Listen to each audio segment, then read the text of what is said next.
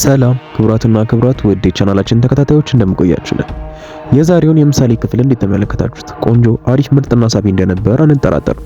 እንግዲህ ክቡራትና ክቡራት ውድ ቤተሰቦች ሌሎች ፊልሞች ላይ ብዙ አማርኛ ድራማዎች ላይ እንደሚከሰተው ብዙ ጊዜ ያለው የሚባለው ነገር እንግዲህ የሰርጋቸው ወይ ደግሞ የደስታቸው ቀን ላይ ሲደርስ የሆነ ነገር ይፈጠራል። አክተሩ ላይ ወይ ይታመማል፣ ወይ የሆነ ሰው መጥቶ ይጎዳል፣ ወይ ይታገታል። ብቻ ልክ እንደሌላው የአማርኛ ድራማዎችና ፊልሞች ላይ እንደተለመደ አይነት ትዕይንት ዛሬ ተመልክተናል። ክቡራትና ክቡራት ውድ ቤተሰቦች ምንን አስመልክቶ ነው እንደዚህ ያደረጉት ብላችሁ ታስባላችሁ? መሀሌት ነች ብሩክን የመረዘችው ብላችሁ ታስባላችሁ? ለምንስ እንደዛ ያደረገች? ምን አይነት ጭካኔ ነው? የፈለገ ገንዘብ ቢሰጣት። ለዚህ ሁላ ችግር ደግሞ መንስኤው ማን ነው? ዘሩባቤል ነው። ዘሩባቤል ምን አይነት ጨካኝ ሰው ነው! ግን ደግሞ ሳቁ፣ ድምፁ በጣም ጎርናና ነው። ማድነቅ ሳይቻል ማለፍ አይቻልም። ምርጥ ትወና የሚተወን ሰው ነው። የአማርኛ ፊልም በዚህ ሁኔታ ተተውኖ ማየት እንዴት ደስ የሚል ነገር ነው። እንግዲህ በሌላው ነገር ደግሞ ብዙ ድራማና ብዙ የአማርኛ ፊልሞች ላይ የሌለው አንድ ነገር አለ። ይህም የሌለው ነገር እንግዲህ ብሩክን ሲያክሙት የነበሩት ዶክተሮች በጣም በትክክለኛ መንገድ የእውነት እያከሙት ነው የሚመስለው። የእውነት እሱ በቃ አይነቃነቅም።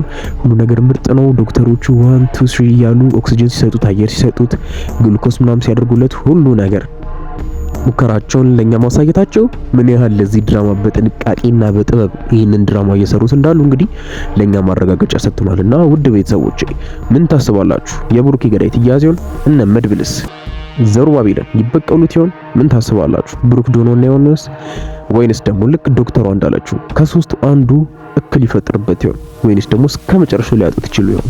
እንግዲህ በዛሬው ክፍል የድራማ መጨረሻ ላይ አንድ ነገር ተፈጥሮ ነበር። እሱም ብሩክ እንግዲህ መጨረሻ ሰዓት ላይ የሆነ ነገር ሆኗል። መድብል እንግዲህ አንድ አይቼው መድኃኒት ልገዛ እወጣለሁ ብሎ ወደ ውስጥ ሊያው ሲገባ የሆነ ነገር ተፈጥሯልና ዶክተሯ እየገፋች አስወጣታቸዋለች።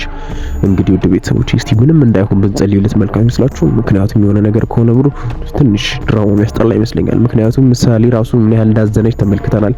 ሁሉ ነገር ድብልቅልቅ ያለ ይመስላል። እስቲ ሁላችንም አንድ ላይ ቀጣይ ኮሜንታችን ምን ይሆን?